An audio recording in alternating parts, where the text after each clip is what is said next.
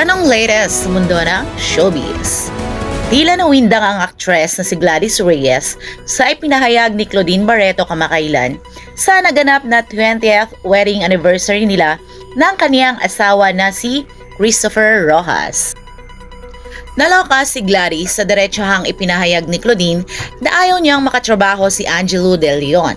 Si Angelo ay kasama ring guest sa party na iyon kabilang na ang mga maraming celebrity na kaibigan nila sa showbiz.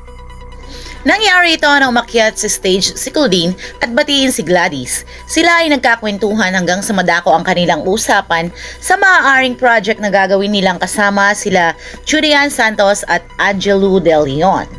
Sinabi naman ni Claudine na, No, si Julian at ikaw lang, walang Angelo. Tila naloka naman si Gladys at bahagyang inilayo ang mic kay Claudine.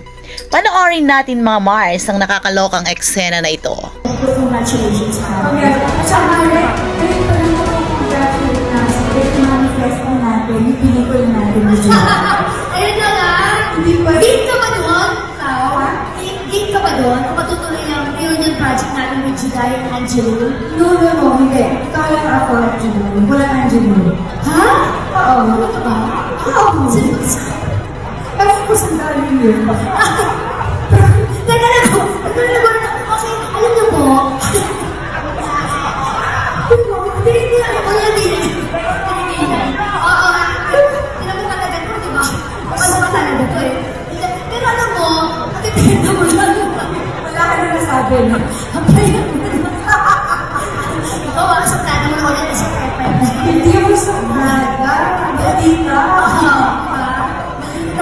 Pinagsasabi na ako ng totoo. Tayo tatlo lang yun. Ano ba? Ayaw mo ba isama sa Nawawi? Eh, siyempre pa yun. Huwag yung si Angelo. Bakit ba? Ano ba yan? Alam mo yun. Ating alamin ang mga nakakalokang say ng mga netizens sa isyung ito. Angelo is love, walang kaarte-arte sa katawan, hindi rin siya suplada sa personal, say ng isang netizen. I love Claudine, super frank. Be educated enough to say it in private, hindi yan pagiging prangka, pa-controversial siya para pag-usapan sila, just saying. Gladys shows proper attitude. Ikaw ba, may ayaw ka bang katrabaho? Kung nagustuhan mo ang ganitong video, mag-like and comment lang.